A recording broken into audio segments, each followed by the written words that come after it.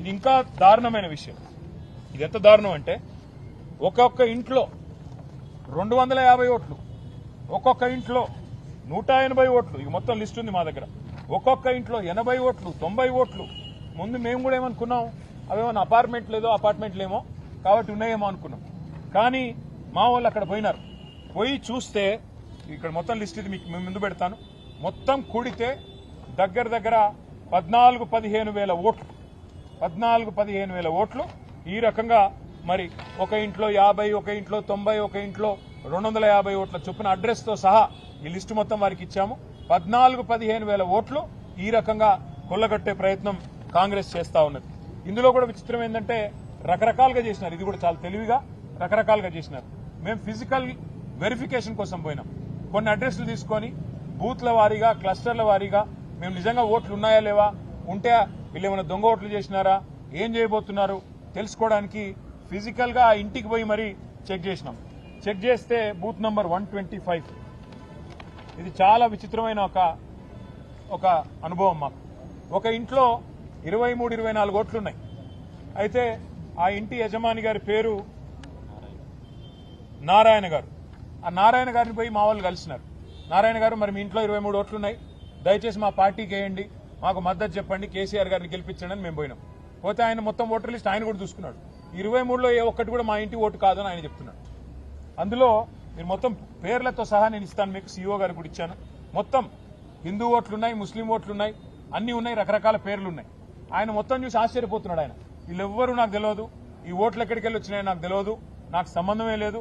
కొన్ని కిరాయి వాళ్ళు అనుకుంటే నేను జీవితంలో ఎన్నడూ ఏ ముస్లిం ఫ్యామిలీకి కూడా నేను కిరాయికి ఇవ్వలేదు, కాబట్టి ఇవి ఎక్కడి నుంచి వచ్చినాయో నాకు తెలియదు, ఖచ్చితంగా దొంగ ఓట్లు అని చెప్పి ఆ నారాయణ గారు కూడా ధృవీకరించి మా వాళ్ళకి చెప్పారు. దాంతో పాటు మేము ఇంకా కొన్ని ఫీల్డ్ వెరిఫికేషన్ కూడా చేసినాం. ఒక ఇంట్లో 47 ఓట్లుంటే ఆ ఇంటికి కూడా పోయినాం. ఇది ఇంటి నెంబరు 8-3-2-231/B/118. ఈ ఇంటికి పోయినాం. పోయి చెక్ చేసినాం. చెక్ చేస్తే ఇక్కడ మొత్తం దొంగ ఓట్లే. దొంగ ఓట్లని ఎట్లా అంటున్నా అంటే అది కూడా మళ్ళీ చెక్ చేసినాం. ఈ వీళ్ళు ఎవరు, వీళ్ళు ఎక్కడి నుంచి వచ్చినారు దొంగ ఓట్లని చెక్ చేస్తే ఇట్లా ఉన్నది కథ.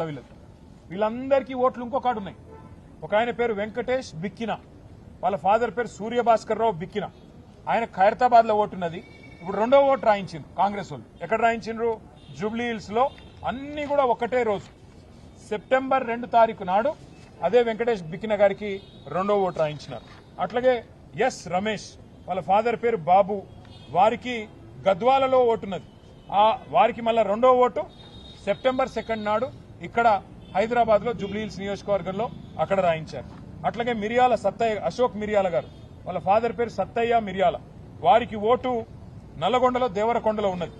వారిని ఇవి 2 ఓట్లున్నాయి. ఇప్పుడు నల్లగొండలో ఓటున్నది, ఇప్పుడు ఇక్కడ కూడా ఓటున్నది. కానీ అక్కడ డిలీట్ చేసుకుని ఇక్కడ యాడ్ చేసుకున్నారంటే కాదు. దేవరకొండ ఓటుంది, గద్వాల ఓటుంది, కొత్తగా అశోక్ మిరియాల గారికి జూబ్లీ హిల్స్ లో కూడా ఓటు సెప్టెంబర్ 2 నాడు రాసుకున్నారు. ప్రశాంత్ లింగంపల్లి, వీరికి పెద్దపల్లి పార్లమెంట్ లోని మంచిర్యాల కాన్స్టిట్యున్సీలో మొన్నటిదాకా ఓటుంది, ఇప్పుడు అక్కడ ఓటుంది.